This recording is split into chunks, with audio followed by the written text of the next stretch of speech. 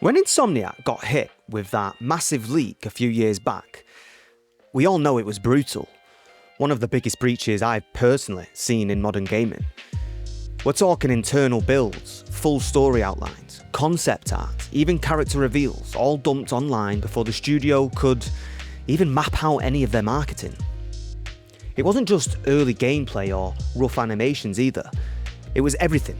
Omega Red, Mystique, and a handful of other characters that I'm not really looking to name. But for a studio like Insomniac, known for polish, secrecy, and delivering hits without misses, it must have been devastating. But here's the thing, even after all that, Marvel's Wolverine still feels like one of the most important projects in the industry right now. Because beneath all the noise, all the leaks, and all the half-baked opinions, what we've seen hints at something far bigger. Something built with deep narrative maturity. A story-driven, character-focused take on Logan that looks like it's trying to put a stamp on what superhero games can be. And honestly, it couldn't come at a better time. Throughout all the duds Hollywood churned out post-Endgame, fans have been starved for something with real weight. A Marvel story that actually feels like Marvel again, with no lazy writing, not another CGI soup finale, if you will, but a world built with intention, connected in spirit to the comics, the tone and the heart that made us care in the first place. That's why all eyes are on Insomniac with this one, because right now it feels like they're doing what Hollywood can't, building a connected Marvel universe that stays consistent, character-driven, and respectful to its source material. So today, I want to talk about what Marvel's Wolverine really represents, not only for Insomniac, but for Marvel on a whole, and also for the future of superhero games. Let's lock in, folks. Let's be real, Marvel's track record with games used to be a joke. I don't know if you remember, but I'm definitely old enough to. Back in the 2000s, every film meant another rushed tie-in. Nostalgic, maybe, can't say I've gone back to many of them, but what they weren't was prestigious. Not even close. But over the recent decades, Marvel's strategy has flipped completely. They've gone selective. Insomniac has Spider-Man, and now Wolverine, and possibly that rumoured Venom spin-off. Amy Hennig, most commonly known for the brain behind Uncharted, is also making that Captain America and Black Panther game. And Motive are quietly working in the shadows on Iron Man. That's not scattershot licensing, by the way, that's careful curation, and every project feels like an event. And Wolverine is probably the most important gamble yet. You see, Logan isn't your safe, quippy crowd pleaser like Peter Parker. He's violent, flawed, self-destructive, and a total 180 from Spider-Man's constant optimism. Marvel's betting on that and trusting Insomniac to deliver it. If it pays off, it's gonna blast the doors wide open for a gaming universe with crossover characters to come. 4 major AAA games in 5 years. That's Insomniac's track record. You've got Spider-Man, Miles Morales, Ratchet & Clank, and also Spider-Man 2 now coming into Wolverine. There's not a flop among them, and to be honest, that's quite absurd consistency in an industry where most studios barely managed one big release a decade. So when Marvel says, here, take Wolverine, they're really saying, you're the ones now, the new Rocksteady, the studio defining the next generation of superhero games. Here's where those leaks actually help as well.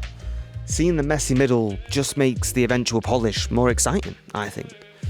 Because if there's one thing Insomniac's proven, it's that they finish strong, every time. For years, DC held the crown, sure. The Arkham series didn't just succeed. It reshaped not just superhero games, but action-adventure games in general. I mean, everyone copied that combat system. But then came Suicide Squad, and mate, one of the big problems with AAA and corporate greed is when you jump on a trend like live service, you risk missing the moment. Live service looked like the future when that project probably started, but by the time it shipped, the trend was dead, players were burnt out, and that's the trap. These games take 8 to 10 years. By launch, the thing you're chasing might already have been and gone. And with costs of game development soaring, one bad bet can sink a studio. Marvel's avoided that somewhat. No chasing fads, and always seemingly putting a story first with single-player blockbusters. Spider-Man certainly proved it, and Wolverine could really seal the deal. While DC chased the trend, Marvel seems to have doubled down on timeless, proven, single-player storytelling. Wolverine's worked in games before. The Origins game proved it. Now the film, absolutely forgettable, but the game captured the feral rage that makes Logan iconic. It showed he can carry a story all on his own. But that was spectacle first, and what Insomniac's building here feels completely different. The behind the claws sneak peek set the tone completely. The gore and rage is a given with Wolverine, but I'm more interested in the introspection. It's about Logan's scars, his history and his contradictions. I feel like we're getting to know the man behind the blood and the claws. The rage is there, yes, but also the trauma that fuels it.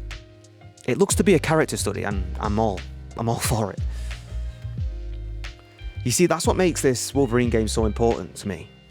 It isn't Marvel going dark for the sake of going dark, it's Marvel embracing narrative maturity and hopefully telling a story that trusts the audience to handle weight and consequence, reflection. At least, that's what I took from the whole reveal and presentation. All of this points to something bigger than Marvel though. Publishers have spent years preaching that live service was the future, battle passes, content, roadmaps, endless updates, we know the whole spiel. But the games that define culture now, games like Elden Ring, Baldur's Gate, Spider-Man, Ghost of Yote, absolutely going off playing it currently. They're all single player, they're all narrative driven, and Wolverine could certainly join that list. I hope it can. If it lands, it'll prove what players keep showing with their wallets. We still crave focused, character-driven stories. Games that treat narrative as art, not filler between monetization loops. The leaks don't just change that, and if anything, seeing the messy middle only reminds us what these projects risk to get there.